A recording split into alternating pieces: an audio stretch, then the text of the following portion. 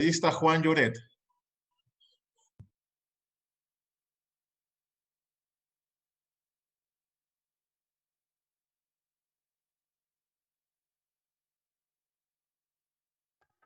Muchas gracias, señor presidente. Queridos ecuatorianos, colegas legisladores. Primero le agradezco por darme la palabra en este punto. Lo había solicitado en el punto anterior, señor presidente, no me concedió. Tenía alguna información importante y relevante que darles a los ecuatorianos, sobre todo porque en dos ocasiones el pueblo ecuatoriano ha ido a las urnas, el mandante ha ido a las urnas. Y tanto en el año 2008 como en el año 2018, en la Asamblea Constituyente y en la consulta popular, en la pregunta 3, con más de 10.300.000 votos, precisamente se validó el esquema que está propuesto en la Constitución de Montecristi y también la reforma que luego se hizo en el año 2018. Más de 10.300.000 votos. En buena hora que no pasó el punto anterior o la votación anterior. Pero bueno, hoy ahora voy a referirme a este tema. Un tema que nos llama la atención de todos los ámbitos. Vemos que, como bien decía el doctor Albert Camus, las peores pandemias no son las pandemias biológicas, son las pandemias morales, porque sacan a flote lo mejor o lo peor de las sociedades.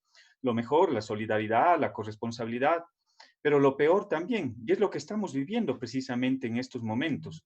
Ya no solo se habla de la pandemia del COVID-19, se habla de una nueva pandemia, la pandemia de la corrupción. Y precisamente, ¿quién era la proponente en este punto? Preguntaba, ¿cuál es el origen del problema? Bueno, yo le puedo responder cuál es el origen del problema precisamente. Parte del reparto, colegas legisladores, que a través de ese reparto se dio la posibilidad del manejo discrecional en algunos sectores y ámbitos del Estado. Y también en la ausencia de controles, señor presidente.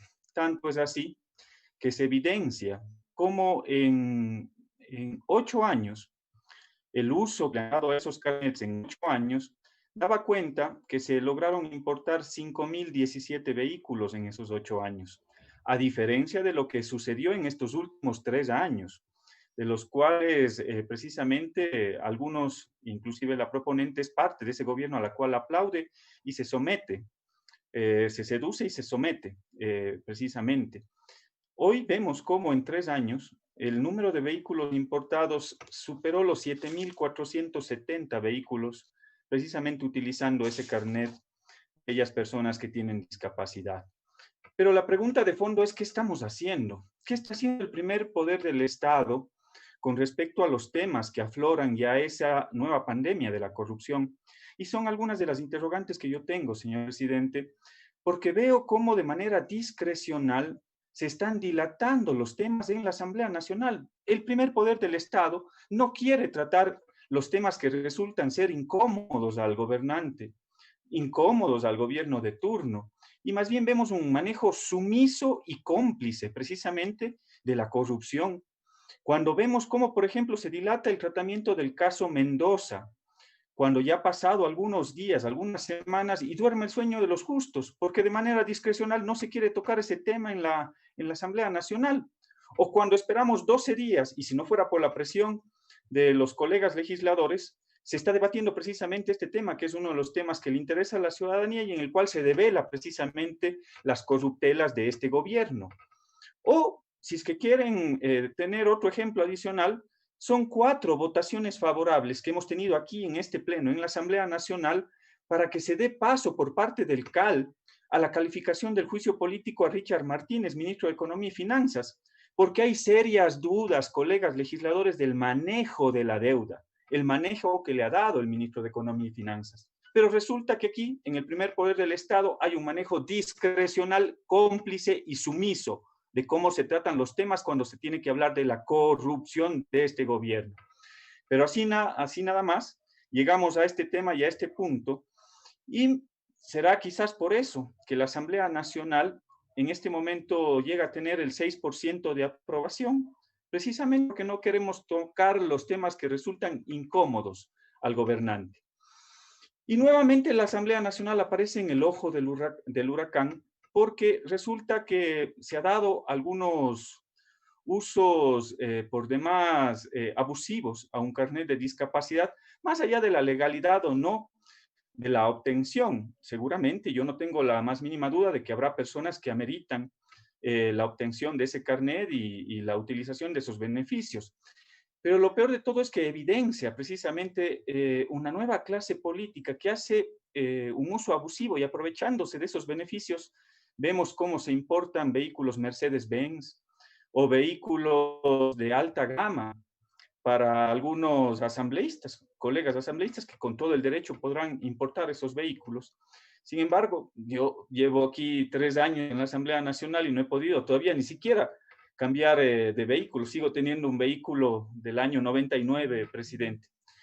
Pero bueno, eso será lo que se pondrá en investigación en las próximas semanas. Y precisamente ese es el siguiente planteamiento que necesitamos hacernos y hacerle, sobre todo a las autoridades que están al frente de los procesos de investigación. Porque resulta que muchas denuncias se han hecho respecto, por ejemplo, a los diezmos que están precisamente reposando en la Fiscalía General del Estado. ¿Qué ha hecho la Fiscalía General del Estado con respecto a los diezmos dentro de la Asamblea Nacional?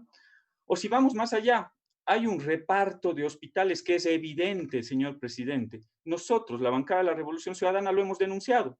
Hemos ido a la Fiscalía y hemos colocado una noticia crímenes al respecto a este tema. ¿Pero qué ha pasado?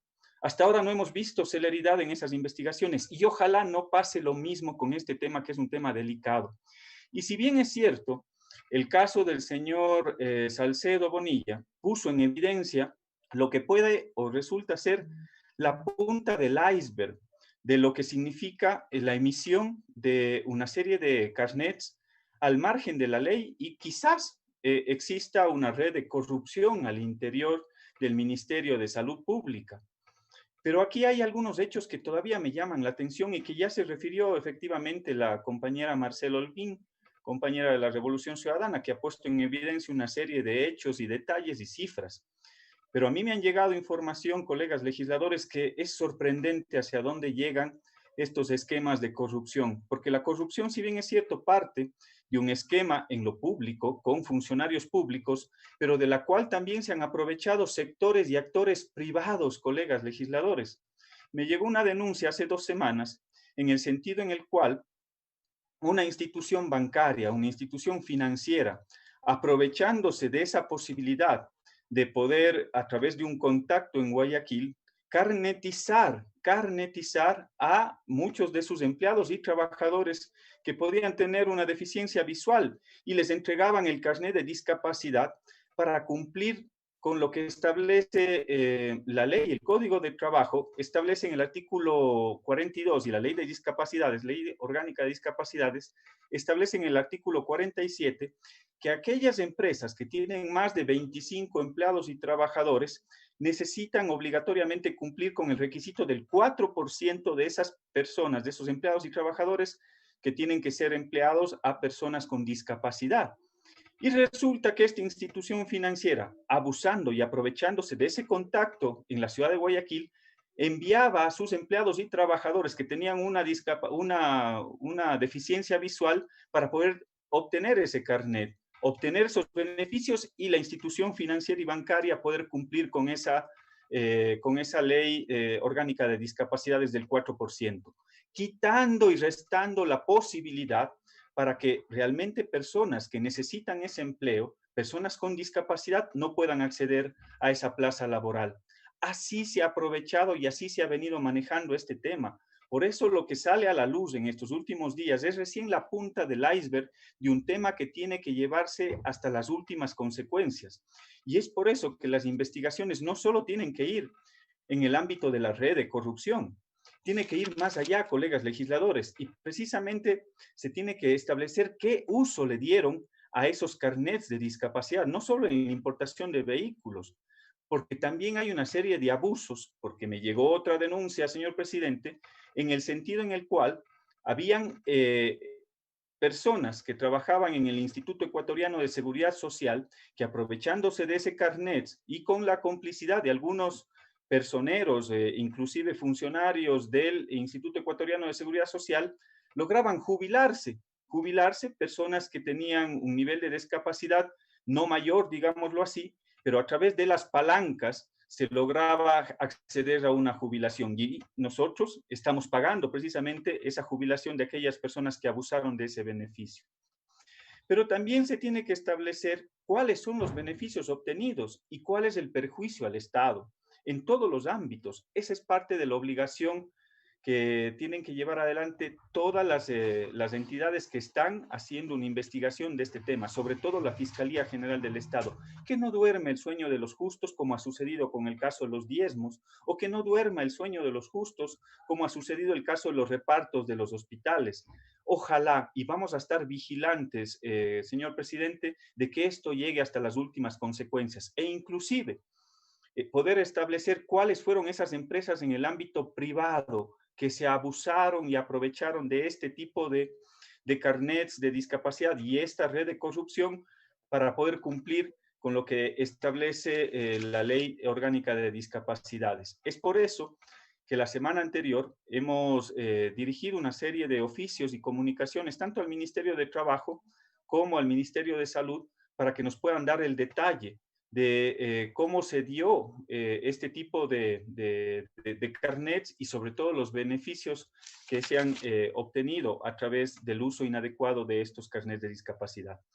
Es por eso que la bancada de la Revolución Ciudadana apoya firmemente la posibilidad de que a la Asamblea Nacional puedan asistir las diferentes autoridades que tienen que darle una respuesta al país.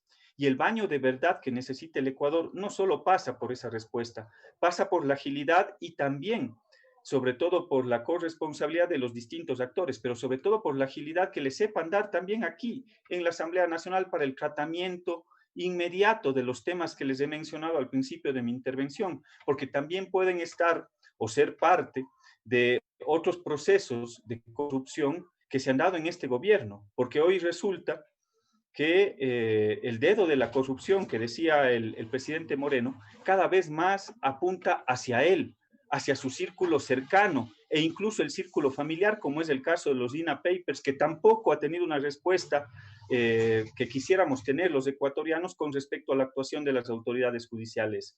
Eso, señor presidente y colegas legisladores, vamos a estar vigilantes de que se lleguen hasta las últimas consecuencias en este tema que nos llena de vergüenza a todos los ecuatorianos. Muchas gracias, presidente. Usted, asamblea.